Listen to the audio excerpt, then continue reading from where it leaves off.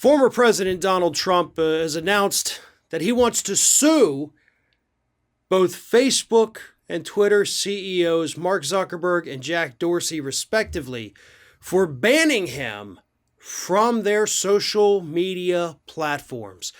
Trump is so angry that he cannot get on Twitter, that he cannot get on Facebook, that he wants to file a class action lawsuit against these two CEOs in order to, I guess, get himself back on the platform. However, as I mentioned, these would be class action lawsuits, which means they would actually be seeking financial damages. So Trump must think that somehow he has financial damages for not being allowed access to somebody else's intellectual property, somebody else's business here in the United States. Trump thinks that he is entitled to financial compensation because he can't use their platform. Now, I think we all pretty much know that this case is going nowhere. If it even officially gets filed, if it is, if it moves forward beyond a couple weeks, whatever, it's going nowhere. This is possibly one of the dumbest things I've ever heard. And honestly, that's the point for Trump.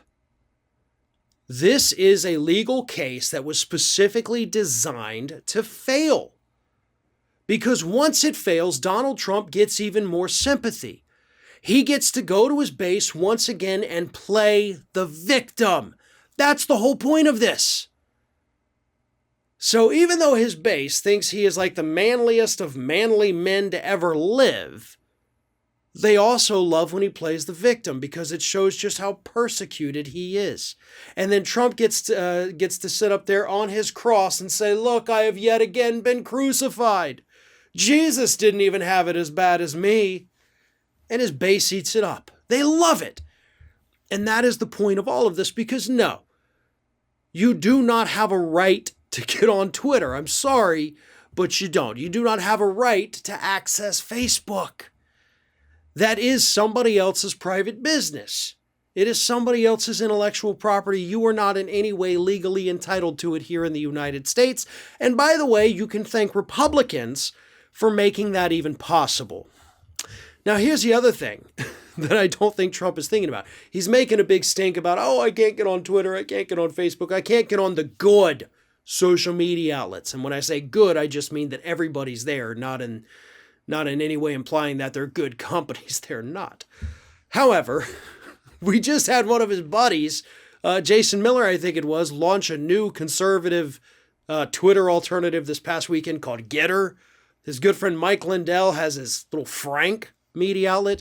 Then, of course, there's Parler that actually came out before Donald Trump got banned from Twitter and Facebook. However, how horrible do those people have to feel knowing that, well, crap, if Trump gets back on Twitter or Facebook, like, we're toast. Nobody has any reason to go to us at all. Not that they have a reason to go there now, but yeah.